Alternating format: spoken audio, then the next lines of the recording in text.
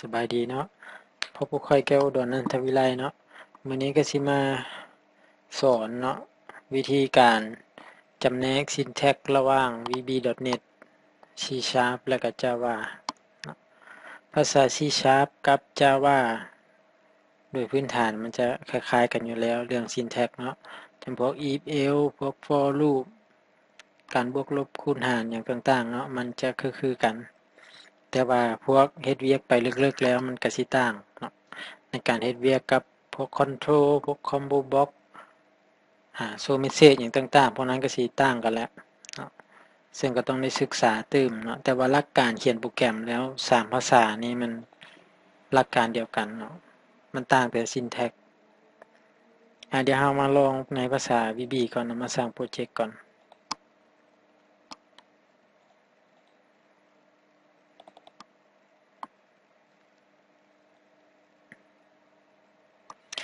เขียน Java ก็ใช้ NetBeans เนาะใช้ NetBeans เดี๋ยวมาสร้างโปรเจกต์ใหม่เลย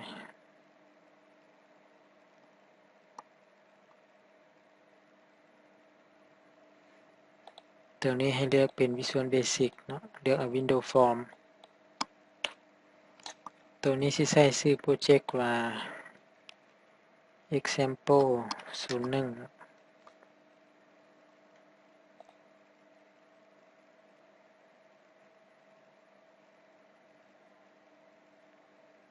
เดี๋ยวสิมาแนะนำ syntax ของภาษา VB เนาะโดยคร่าวๆแต่คันอยากจื้อแท้ๆก็ต้องได้เขียนดูๆเนาะเขียนสลับไปสลับมาระหว่าง3ภาษานี่แหละ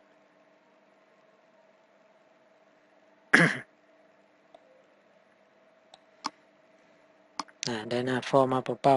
ๆตัวนี้ให้คลิกขวาเนาะเข้า View Code ภาษา VB เนาะทุกๆภาษามันก็สิมีคลาสอยู่แล้วเนาะคลาสเป็นตัวขึ้นก่อนอยู่แล้วเนาะทุกๆอันเนาะก่อนที่เฮ็ดเวียกกับโปรแกรมใดมันก็ต้องมีคลาสเนาะเป็นตัวแม่เลยที่ว่าคุมพวกฟังก์ชันอย่างต่างๆที่เราจะเขียนอยู่ในนี้เดี๋ยวเรามาเฮ็ดโปรเจกต์อีกโปรเจกต์หนึ่งเนาะเป็น C#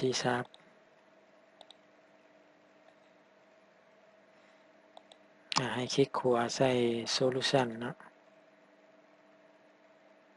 Add New Project ตัวนี้ก็มาเลือกเอา Visual C# เนาะตัวนี้ก็เลือกเป็น Windows Form Example เนาะ01 C#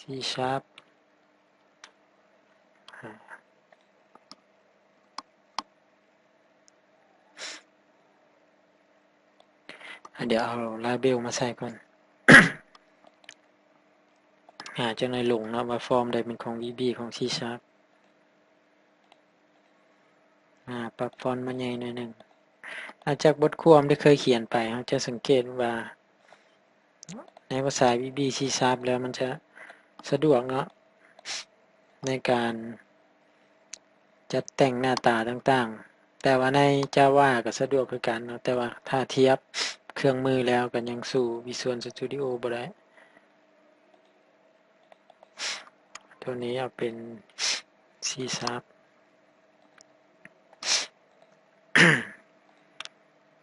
เดี๋ยวก๊อปมาก็ได้ก๊อปมาแล้วก็มาพาส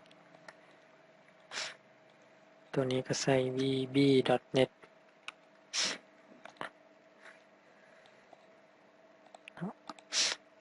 เดี๋ยวเรากลับมาฟอร์มของ C#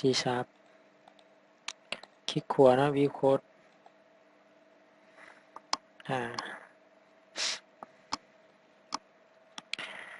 สังเกตเนาะตัวนี้ก็สิมีคลาสคือกันเนาะแต่พวกนี้มันต่างกันอยู่แล้วเนาะต่างกันอยู่แล้วโดยภาษา C# มันจะสร้างมาให้อยู่แล้วพวกนี้แต่ให้สังเกตอย่างหนึ่งก็คือต้องมีคลาสก่อนเนาะต้องมีคลาสทุกเทื่อ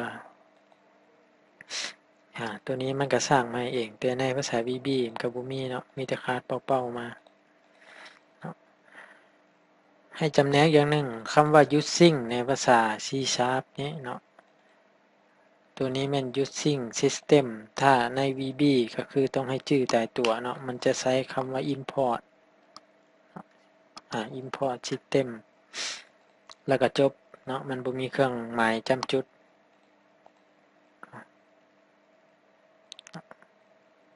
พวกนี้ก็ก๊อปมาใส่ก็ได้เนาะก๊อปมาแต่ก็ต้องเปลี่ยนจาก using มันเป็น import อันนี้ syntax มันก็สร้างมาให้เห็นบ่เนาะโดยพื้นฐานพวกนี้ก็ต้องให้ชื่อเนาะใน VB เป็น import ใน C# เป็น using ส่วนคำว่า public นี้เนาะในภาษา VB ก็มีเนาะแต่ว่าคำที่ขึ้นต้นมันจะใส่เป็นตัวใหญ่เป็นตัวใหญ่ตัวน้อยอย่างใดก็ย่าเนาะแล้วมันจะแปลงเป็นตัวใหญ่ให้ทุกเทื่อเนาะมันจะช่วยเฮาเองตัวนี้เฮาก็บ่ต้องเขียนเองส่วนใน C# เนาะมันจะเป็นตัวน้อยสลายเป็นตัวน้อยเบิดใน C# เนาะตัวใหญ่ตัวน้อยมันเห็นเป็นต่างกันเนาะมันเห็นต่างกันมันจะบ่คือ VB ใน VB ตัวอย่างใส่ตัวน้อยสิเอาออกมันก็แปลงให้ตัวอย่างใน C# ไปใส่ตัวใหญ่บ่ฮู้แล้วเห็นบ่มันก็แตกต่างกันอยู่แต่ก็ให้ชื่อหลักการมันแหละคำว่า public นี่เนาะอยู่ในภาษาใดส่วนหลายก็มีอยู่ public เนาะ Java ก็มีคือกันพวกนี้ก็บ่ต้องงงเนาะก็บ่ต้องงงว่าอันนี้มันสร้างมาเองอยู่แล้วพวกนี้ที่ให้เบิ่งอันใหญ่ๆก็คือเป็นพวกคลาสให้สังเกตอย่างหนึ่งในภาษา VB เนาะตัวอย่างว่าเฮาเปิดคลาสเนาะชื่อคลาสมันฟอร์มหนึ่งเวลาปิดคลาสมันก็ใส่ end class เนาะ end class เลยส่วนใน C# มันจะใส่เครื่องหมายวงปิกาเนาะเปิดแล้วก็ปิดพวกนี้คือกันอันนี้ก็ให้ฮู้สโคปมันว่ามันอยู่ไสเห็นบ่มันก็มีเปิดแล้วก็ปิดสโคปเนาะตัวนี้ก็คือกันเนาะแต่มันจะบ่ใช้เครื่องหมายปิกามันเอาเป็นคำเว้าคนเลยก็คือปิดก็คือ end เลยเนาะ end class เดี๋ยวเรามาลองเฮ็ดพวกif else หรือ for loop เข้าไปนำมาในภาษา VB ก่อนเนาะตัวนี้เอา button ออกมาให้ดับเบิลคลิกเข้ามาเนาะมาสังเกตอย่างหนึ่ง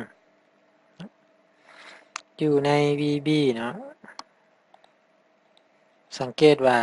คำนำหน้าก็เป็นตัวใหญ่เนาะ private sub แล้วมาสังเกตอย่างหนึ่งเวลาปิดเนาะปิดสโคปมันก็เฮ็ดเป็น end sub ตัวนี้กับเปิดคลาสปิดกับ end คลาสคำว่า end ในส่วนหลายจะมีอยู่แล้วเนาะใช้ if ก็มี end if เดี๋ยวเรา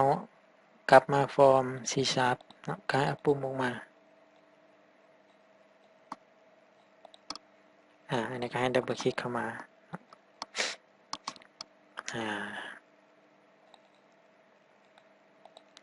คำว่า private ก็มีคือกันเนาะบ่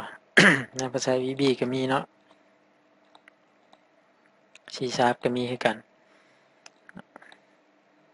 ตัวนี้ศัพท์เนาะส่วนในภาษา C#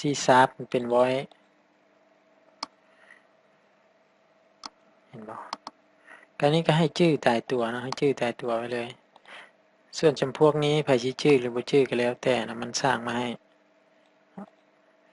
เฮาอยากชื่อก็ได้เฮาบ่อยากชื่อก็สุดแล้วแต่ให้เข้าใจว่า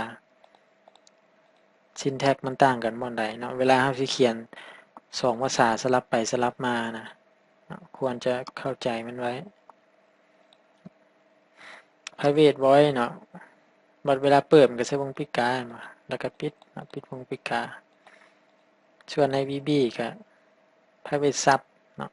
ปิดกับ end sub เลยใส่เป็นคำเว้าคนมาตัวอย่างเราจะมาใส่ให้ดับเบิลคลิกเข้าปุ่มเก้านะมาใส่ if เนาะเขียน if นี่เขียนตัวน้อยก็ได้เนาะแต่บัดเวลามันสร้างให้แล้วมันจะเป็นตัวใหญ่ if หยัง if หยังเดี๋ยวมาประกาศตัวเปลี่ยนก่อนหน่อยนึง dim เนาะ a เท่ากับ100บ่แม่น100เอา10ซะเฮาก็ใส่ไว้ if a เท่ากับ10กด enter ปั๊บเนี่ยได้คำว่าเด่นมาให้เลยอันนี้ก็หลักการตายตัวเนาะบ่ต้องไปคิดหยังยากมันเป็น syntax ของมันอยู่แล้วเป็นเอกลักษณ์ของมันมี if อันนี้ก็เงื่อนไขของเฮาเนาะแล้วแต่เฮาสิเป็นผู้กำหนดหลังจาก if มาต้องมีเด่นเนาะมีเด่นทุกเทื่อแล้วก็ end if สังเกตเลยก็ได้ว่าพวกนี้จะเป็น end if end sub end card เป็นคำว้าวเบิดแต่มาใน C# ตัวอย่างในการประกาศตัวเปลี่ยนให้จำแนกก่อนหน่อยนึงประกาศตัวเปลี่ยนเนาะอยู่ใน VB dim แล้วก็ตัวเปลี่ยนแต่ว่าลองเอาเมาส์ไปจี้เบิ่งเนาะถ้าเฮาเขียนจังซี่น่ะเวลาเฮาเซตค่าให้มันตัวอย่างไว้เป็นตัวเลขเลยมันก็สิบอกให้เลยว่าเป็น integer แน่นอนเนาะเรียกว่า add integer จังซี่ก็ได้เนาะโดยหลักการที่ถูกต้องจะประกาศแบบนี้ให้ชื่อนะว่าต้องมี dim ขึ้นก่อน dim ชื่อตัวเปลี่ยน add เนาะอันนี้มันมาของมันเองอยู่แล้ว add นะชนิดข้อมูลเป็นอย่างเนาะเป็น integer ก็ว่าไปแล้วก็สิเซตค่าให้หรือบ่เซตก็แล้วแต่เฮาส่วนใน C# ใน C# จะเป็นชื่อชนิดข้อมูลขึ้นก่อนตัวอย่าง int บ่แม่น integer เนาะ int a เท่ากับ10ต้องได้จำจุดอันนี้ในภาษา C# เป็น int ก็หมายความว่าเป็น integer ในภาษา VB นั่นแหละแต่มันก็แตกต่างกันอยู่ดอกชื่อ3ตัวนี้ก็ได้นะ int เนี่ยมานี่เป็น integer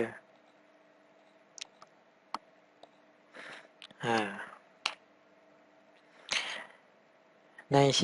มันจะทวงหน่อยนึงเนาะคือพวกนี้ค่าเฮายังบ่ทันได้เอาไปใช้อย่างเทื่อเนาะมีแต่บอกไปซื่อๆค่ามันเดี๋ยวเฮาเอาไปใช้แล้วมันก็สิหายไป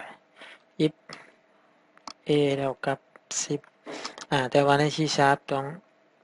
มีวงเล็บครอบเนาะ ขาดบ่ได้เลยวงเล็บสังเกตหน่อยนึงใช้เท่าละละบ่ได้นะต้องมีเท่า2เทื่ออันนี้ก็เป็นเอกลักษณ์มันอีกแล้วเดี๋ยว enter ลงมาอันนี้ก็คือเปิด if end if นั่นแหละใน VB มันก็สิมี end if อยู่นี่เลยเนาะคันว่าง่ายๆกับจำพวกนี้แหละเป็นตัวเป็นวงปิกานะตัวนี้ก็เป็นตัวปิดวงปิกาแล้วก็อย่าลืมเนาะอย่าลืมเปิดวงเล็บปิดวงเล็บบัตรใน VB ใน VB สังเกตใน VB มันจะเขียนไว้ a เท่า10เลยเนาะจะบ่ได้มีเท่า2เทื่ออันนี้ก็ต้องได้จำแนกคือกันแต่ก่อนเฮาสิเขียน2ภาษานี้แน่นอนเฮาก็ต้องได้ศึกษาพื้นฐานมันก่อนเนาะคันบ่เบิ่งพื้นฐานเลยมาเดาเอาอยู่นี่แล้วก็สิบ่ปานใดเนาะอาจสิเสียเวลาก็ใส่ message box ก็ยังคือกันเนาะเขียนโค้ดคือกันแต่ใน C# แต่ว่ามันใส่เครื่องหมายจำจุดทั้งหลังซื่อๆ hello world อันนี้ก็ก๊อปไปก็ได้ก๊อปมาใน VB เนาะกลับมาลบจำจุดออกอันนี้ก็แล้วแต่ผู้มักเนาะแล้วแต่สิตัดสินใจเอาความจริงไผมักสไตล์แนวใดก็เลือกเอาเนาะเรื่องการเขียนโค้ดแต่ให้สังเกตอย่างหนึ่งว่าใน C# เนาะมันจะบ่ได้ enter ลงมาแล้วมันจะบ่ได้ไปปิด บ่แม่นไปปิดไปเปิดวงพิการหยังให้ทุกอย่างมันจะเน้นให้เราเขียนเองเนาะคือพวกสโคปต่างๆแต่ว่าใน VB เนาะ ตัวอย่างว่าเดี๋ยวลบออกก่อนปึ๊บ Enter ลงมานี่ปิดให้เลยเนาะปิดให้เลยเป็น NIF เลยก็สะดวกอย่างนึงเนาะก็แล้วแต่ผู้มักนะข้อสะดวกของมันนี่แหละมันก็เลยเฮ็ดให้หลายๆคนว่ามันง่ายนะความจริงสิว่าง่ายมันก็บ่ง่ายเนาะเรื่องความเข้าใจต่างๆแต่ว่า Tool Visual Studio นี่เป็นตัวช่วยเราซื่อๆเนาะคันมานั่งเขียนเอง if then อิหยังต่างๆก็สิเสียเวลาคือกันนั่นแหละมันช่วยเราหลายมันก็เลยหลายๆคนก็เลยคิดว่ามันง่ายเนาะแต่ให้เข้าใจหลักการเขียนโปรแกรมแล้วก็สิไปภาษาใดก็ได้สำคัญมาจื้อ syntax เดี๋ยวเรามาลองใน Java ก่อนเปิด NetBeans มา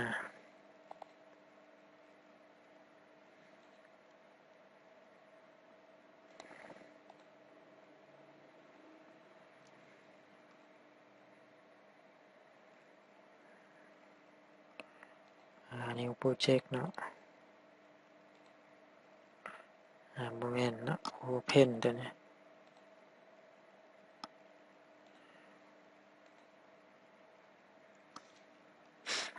ตัวนี้ก็ใส่ example 01กดพินิจไป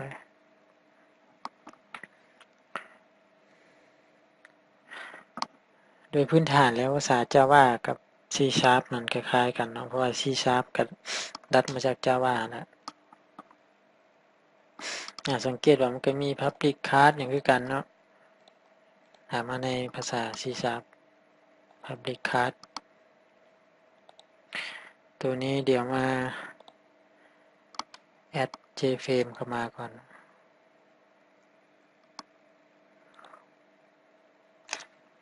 environment กด finish ไปอันนี้ก็สิเป็นหน้าฟอร์มเนาะเทียบใส่ภาษา VB C# ก็จะเป็นฟอร์มจังซี่ล่ะ เดี๋ยวมาลากเอา JButton ออกมาอันนึง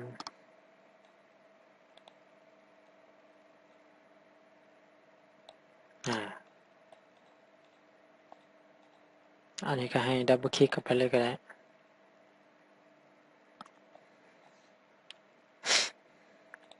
แล้วก็ให้มาเบิ่งเนาะ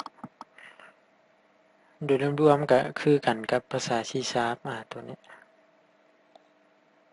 มาเบิ่งใน C# มีบ่มีคือกันเนาะแต่ก็ต้องให้เข้าใจหลักการมันก่อนเนาะแล้วก็มาจื้อสลายก็ให้จื้อพวกสโคปนั่นแหละว่าควรเขียนอยู่ไสหยังจังไดเนาะในภาษา Java เนาะเวลาจะ import หยังเข้ามาก็เขียน import เลย import java. ตัวอย่าง size sql ซะ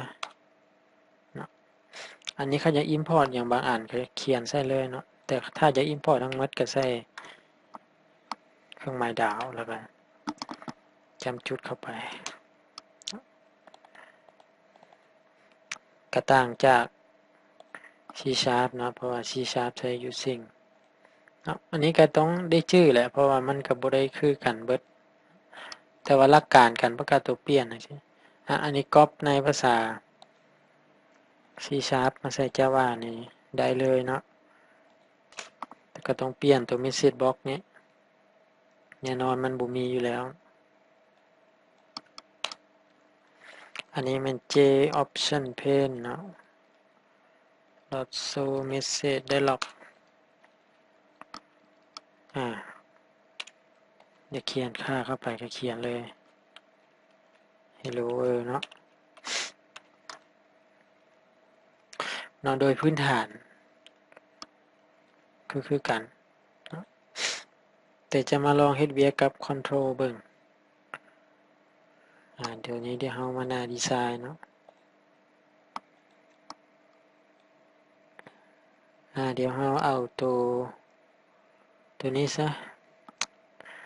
radio button เนาะเดี๋ยวมาใน C#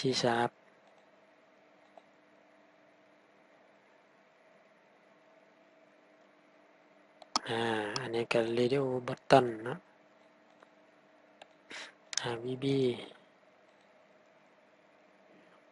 VB กับ C# นี่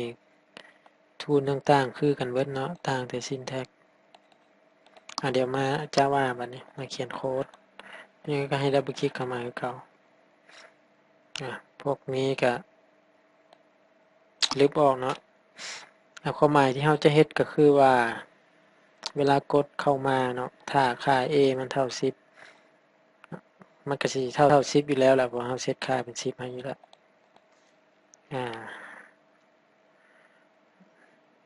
เวลาจะเขียนโค้ดเนาะ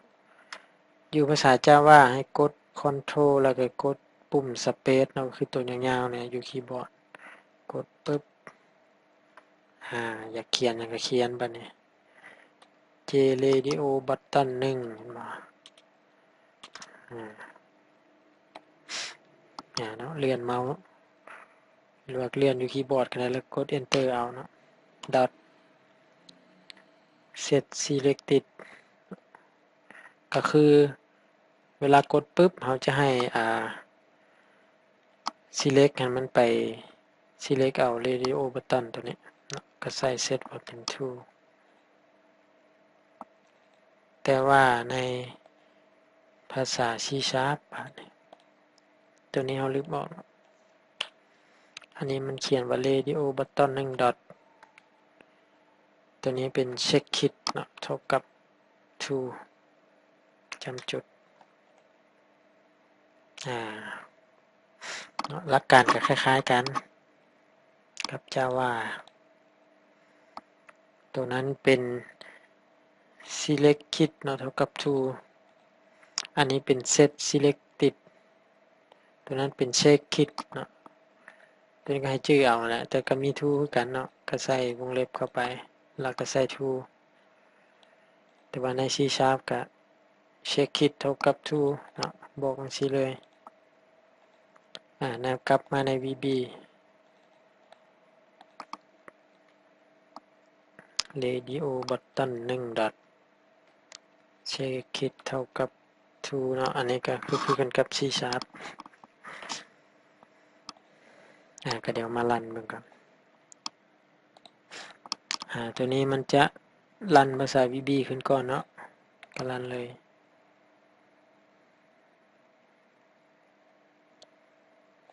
กดปึ๊บเห็นบ่ก็ไฮไลท์เข้ามาเลยเดี๋ยว C# เนาะก็คลิกขวาใส่โปรเจกต์แล้วก็คลิกนี้เนาะ set add startup project รันขึ้นมา C# เนาะเรียบร้อยกันมาภาษา Java เนาะ Java ให้เข้ามานี่ก่อนเข้ามา Customize ก็คือเราจะมาบอกมันก่อนว่าจะให้ฟอร์มใดมันรันก่อนก็บอกมันไปเป็น FIM main เนาะกดโอเคแล้วก็กดตัวนี้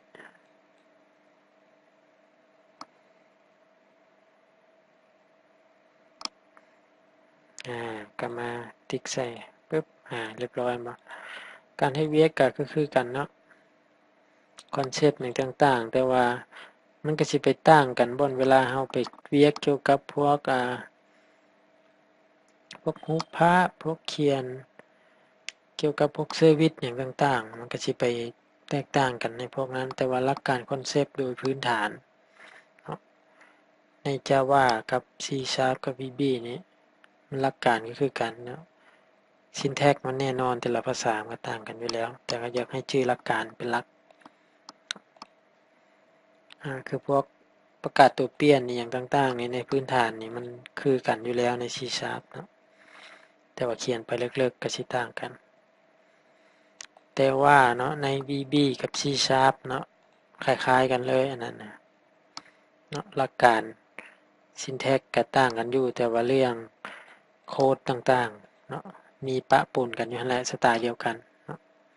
แต่ Java มันก็เป็นของมันอยู่แล้วคลิปนี้ก็ชื่อว่า หมดละ เดี๋ยวมื้อหน้าจะมาสอนอีกเนาะก็ต้องได้ซ้อมตลอดนะเดี๋ยวแนะนำก่อนก็คือว่าต้องได้ซ้อมเนาะคันบ่ซ้อมนี่จำแนกยากเนาะเขียนตลอดเริ่มแต่พวกพื้นฐานนี่แหละเนาะเพราะว่าพื้นฐานมันก็สิพาเราเก่งเองในภายหน้าJava ก็เขียนไปเนาะJava คือบางอันจะไปลึกทิ่มจะทิ่มเทอแดนนี่บ่ได้แน่เนาะมันก็รักษาความปลอดภัยให้กันคือพวกนี้ก็ต้องให้จื้อเนาะมันก็ import เนี่ยเข้ามาใน VB ก็ import เนาะแต่ว่าก็เขียนต่างกันตัวใหญ่ตัวน้อยใน C# ก็ใช้ using เนาะต้องได้เขียนตลอดนั่นแหละคลิปนี้ก็ถือว่าหมดเท่านี้เนาะเดี๋ยวพบกันโอกาสหน้าฝากเว็บ lawsmartsolve.com นำโอเคพบกันในคลิปต่อไป